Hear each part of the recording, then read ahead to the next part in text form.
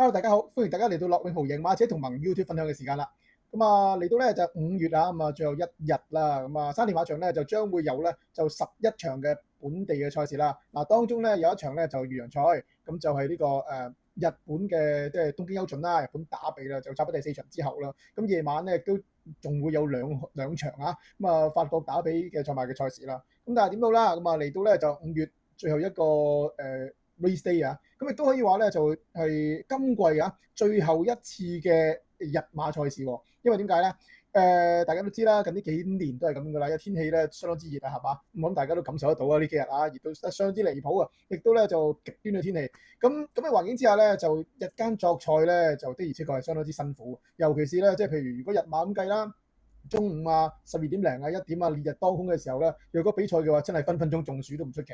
咁所以咧，就近呢幾年咧，都已經喺6月開始啦，就改跑黃昏賽，就將會4點鐘咧就即係開始啦。所以啦，今次就5月最後一日啦，咁亦都咧就係今季最後一次嘅呢個日馬賽事啦。大家咧就好好把握，如果中意日馬賽事嘅朋友，不過當然都要小心咧，就係尤其是即係而家啲天氣啊。其實5月都開始好熱，好熱，好熱，啱啱咧都已經係去到37、8度啊，都幾誇張啊！若果大家真係入場嘅話咧，都要小心咧，就即係補充水分啊，咁啊即係小心咧，即係過熱啊，要散熱啊，要降溫啊，咁呢啲咁嘅情況啊，咁啊總之都係一句啦，咁即係雖然博彩都係金錢，但係健康亦是財富啊。OK， 好啊，嗱啊，下個禮拜先至跑呢個即係黃昏賽啊，今次都仲係跑日馬啦。咁當然啦，近呢幾日啦，雖然話天氣咧就即係相當之熱啦，當然其實咧漸漸地咧，香港嘅即係夏天啦嚇，我唔知大家有冇覺得咧，都同東南亞地區咧，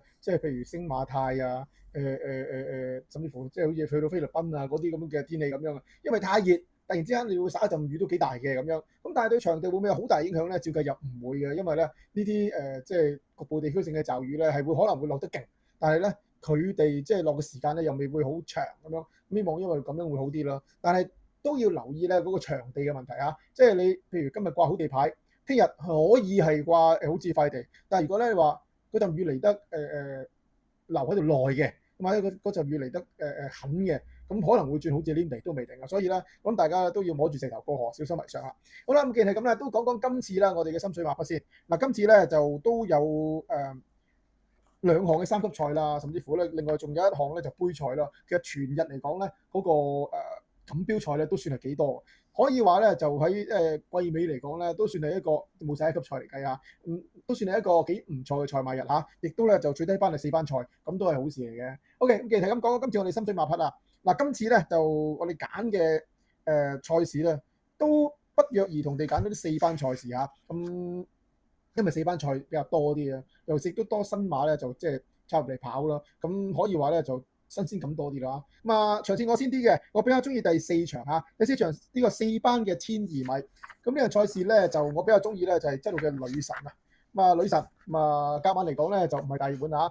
廖康永馬房咁啊嘅4歲嘅紐西蘭嘅呢個 PPG 啊，咁啊呢場賽事咧就加碼成為大熱門咧，就係5號嘅武林盛宴啦。咁郭天王名下嘅馬，上次初出表現咧就不過不失啦。咁但係郭天王嗰日冇入場啊嘛，咁嗱嗱聲完身之後，匆匆再出成為熱門咧都無可厚非。不過咧有一樣嘢咧都幾得意啊，就係喺賽前又話傳出，即係佢喺晨課嗰陣時又掟咗人落嚟啊！咁到底咧就即係會唔會影響個表現咧？咁樣咁當然我都覺得，如果以上一次嚟計，佢嘅初出嚟講表現唔錯嘅嚇。咁但係咧就始終跑之前啊都有呢啲問題出現啊，少少瑕疵啦。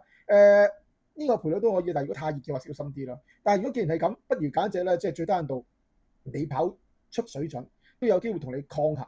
你跑唔出水準咧，贏面好高嘅馬去擺喺度去攻佢仲好過啦，係嘛？咁所以咧，我點解會揀女神咧？就係因為呢個原因。咁啊，呢隻咧就4歲馬啦。嗱，雖然咧就近呢2場啦，咁都只係攞獎金啦，亦都咧就即係未上名啦。轉咗過嚟廖康永馬房之後，到底佢係有幾大嘅進步咧？咁樣你就咁睇帳面上邊咧，都未可以肯定得好緊要。不過咧嗱，對比起武林盛宴嚟講，我就始終都係覺得，咁你女神真係贏馬噶嘛嚇。嚟到香港之後係冇錯，即係佢都幾即係呢隻馬，如果講嗰個表現啊，或者佢嗰個故事嚟講咧，都幾曲折嘅。係啊，雖然話咧嚟香港短時間起步，即係嚟香港冇幾耐之後，即係亦都跑到好快，又試過墮馬啊，係啦，跟住又即係增程啊，即係又休息過啊，跟住上季增程啊，今季你復出就贏馬咁樣，咁贏馬之後佢又轉倉喎，咁其實好多樣嘢都喺呢個女神身上邊即係發生嘅。咁但係點都好啦，佢始終都係一隻贏過馬嘅馬啦嚇，喺呢個路程喺呢班甚至乎贏呢個路程添。當其時就51分，比而家仲高1分嘅，即係話而家咧仲比贏馬嘅時候咧嗰個評分仲低。咁亦都係潘頓跑贏1200。嗱，當其時咧檔位咧佢又排過4檔，今次仲好啲啦。季初嘅時候啊，咁亦都咧就早段跟得比較後少少，追上嚟咧就贏。咁如果你會話咁，但係當其時即係佢好似贏都問問水嘅啫喎，咁贏嗰隻咧就係福聚，再跑都未即係都未得咁樣。咁但係問題跑第三嗰隻品德寶寶贏下贏下贏到上3班㗎啦嘛已經，即係話佢提下敗將裏邊咧唔係冇超級嘅分子，只不過咧就即係當時咧未算好起眼咁計嘅。如果講咧季初嘅賽績嚟講咧，其實就相當之唔錯。佢自己咧贏完馬之後就加咗分啦。嗱，我自己就認為咧，佢喺上手馬房咧點解跑落去咧未有進步咧？因為佢始終都係年輕，贏完1200之後，咁你再揾其他出路係好正常嘅事，因為佢都係即係出自呢個 territories 啊版圖啊，版圖可以跑長少少。咁因為咁樣，佢贏完1200之後，佢走去增程跑1400，甚至乎上去跑1600，咁1400都仲可以啦，1600就大敗包尾啦。咁嗱，多多少少係顯示到咧，呢隻4歲馬雖然咧即係交代咗之後揾出路係啱，但係咧揾出路唔係代表一定係成功噶嘛，係咪？咁佢咧喺陣中表示咧，1400都仲可以跑得近嘅，但係跑1600咧就已經係一定唔到啦。如果咁嘅話，呢隻馬你調翻轉頭睇，佢贏1200，佢有機會係一隻正宗短途馬，即係呢啲馬贏1600唔到，佢有機會縮翻落去跑1200，甚至乎1000可能都得嚇。咁只不過咧，佢又喺呢個1200度贏馬咁解嘅啫。甚至乎你話跑1400，佢跑1400跑過2次，即係第4。1次第6，我都想金啊，但係都係上唔到名。如果咁計法嘅話咧，我覺得呢隻馬佢跑落去之後咧，我諗佢專家路程可能真係1200啊。所以咧呢隻馬你見到過咗嚟條康馬房之後咧，呢兩場改啲配備去試下，即係試完呢樣又試嗰樣啊咁樣啦。其實佢都係針住個1200嚟跑。當然對上嗰兩場咧就留得比較後少少，追上嚟咧就有啲姍姍來遲嘅感覺。咁啊只係跑第5、第6，但係當其時檔位就唔算特別好啦。第一。第二咁嗰兩場賽事咧就譬如頭馬嘅時間啦，即係譬如好似堅先生嗰段頭馬時間又高啦。咁上一次小魔怪贏嗰場咧有啲變化地啦，對呢隻女神嚟講咧係多少啊都有啲即係發揮上面咧都係有啲藉口嘅。咁當然啦，你話因為藉口咁係咪今次一定係冇呢啲問題咧咁樣？咁睇下個賠率咯。嗱，我覺得對上嗰兩次呢隻馬係用奧爾文跑嘅，當然都有啲賠率啦，佢回翻上去。咁啊，但係奧爾文跑咁檔位曳啲，留得比較後啲，追翻上嚟接近。咁今次交到潘頓手上，排咗個好啲檔位，潘頓亦都係佢贏馬嘅配搭。我諗對呢隻馬咧個處理個操控方面咧，就一定會喺奧爾文之上。加埋其實累積咗即係若干嘅呢個作戰經驗啦。其實同佢季初贏馬嗰陣時，其實佢當其時喺香港跑咗3、4場嚇，嗰個即係經驗嚟講咧，係會好咗好多。咁甚至乎咧，而家個評分係比嗰陣時仲低啦。呢兩點都好着數。潘頓跑拆草場合排到個1檔，呢組啊，亦都唔算話好多快馬啫。老實講啊，預算擺喺前面走嘅都係即係譬如言之有理啦，咁武林盛宴啦，呢啲有機會即係凌利標區啊，呢啲帳面上面嘅實力馬。但係咧，女神喺個1檔搏住跟住佢哋跑咧，入直路要過佢哋咧係有機會嘅。始終跑 B 欄啊，內檔起步直路穿出嚟咧，係呢個即係贏馬嘅方程式嚟。所以咧，我都覺得呢匹4場之後嘅女神咧，佢夾馬唔係最熱有5倍幾咧，係幾理想嘅即係投注對象嚇。咁所以我揀呢匹做我自己嘅今日心水啊，今次嘅心水。好啦，咁啊我就揀呢隻4場之後嘅女神啦。新月老師咧比較中意第8場啊，都係4班。咁啊呢場賽事咧就4班嘅1400米，佢嘅選擇咧就係6號嘅創寶區啊。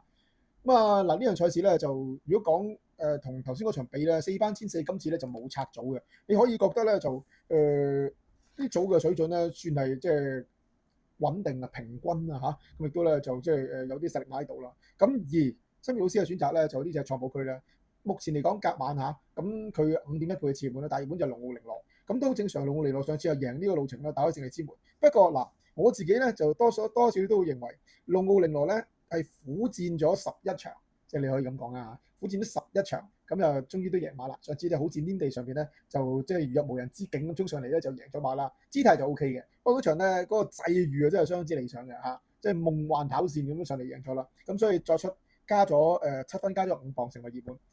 但係對比起創寶區啦，創寶區咧雖然到依家為止跑咗5場係未贏啊，不過你見到佢咧，佢初落地係跑呢個1200米都已經跑得好㗎啦。初出就已經入 Q 啦，跟住咧就即係輸咗場之後，跟住上去跑千四，其實呢幾場咧表現係唔錯。我更加中意呢隻馬咧跑千四有一個好處就係佢對上嗰3場跑千四都係即係攞到獎金名次啦，兩個第三，一個第五，其實都係輸俾頭馬個零馬位嘅啫，即係話其實個演出嘅水準就穩定㗎啦。更加重要一樣嘢咧就係呢隻馬佢對上嗰3次跑千四竟然係一次好地，一次好似快地，一次好似黏地。即係話其實佢而家呢個 moment 啊，雖然作戰經驗都仲係好淺啊，即係得嗰幾場，但係佢已經試過唔同嘅情況之下作賽，而可以繼續交出好表現嘅。呢點就相當之重要。今次咧排到佢一檔，咁你會話喂，如果你話排一檔後上嘅話，驚唔驚運啊？但係你睇翻下，呢隻馬佢上一次跑好似黏地嗰場，其實逍遙騎士嗰場佢排個8檔起步，賽步佢可以唔使跟咁後，即係話呢隻馬咧，其實個速度感咧喺4班咧，其實係喺度即係進步緊，甚至乎咧有啲優勢嘅。咁今次排到一檔啦，同場亦都唔算話太多快馬，甚至乎你話熱門馬嘅龍傲玲珞都係靠追。老實講啦，如果你話龍傲玲珞同埋創寶區呢對馬一齊即係出咗閘之後，邊隻會後啲咧？我而家呢段時間我打句問句都覺得創寶區會喺龍傲玲珞前邊跑添。咁嘅形勢咧，我又覺得創寶區咧個機會咧唔會喺龍傲玲珞之下。咁而啲早馬咧放頭嘅馬咁預算都係譬如線路萬里啦，咁嘉應巨星啦，咁呢啲可以擺喺前邊，或者上次有一即係開頭開始有接近表現嘅將武啦，不過上次始終都係變化地開始有表現。咁另外咧就譬如文明福星呢啲啦，都可以前置。不過咧真正嘅分分額其實就唔多，呢組咧前置馬比較多，所以咧創寶區排咗一檔咧，佢有機會就係跟住呢堆快馬後邊貼欄嘅位置，或者咧就即係居中嘅位置啦。只要天氣正常嘅話咧，咁裏邊嘅地咧應該就唔會話好蝕底嘅。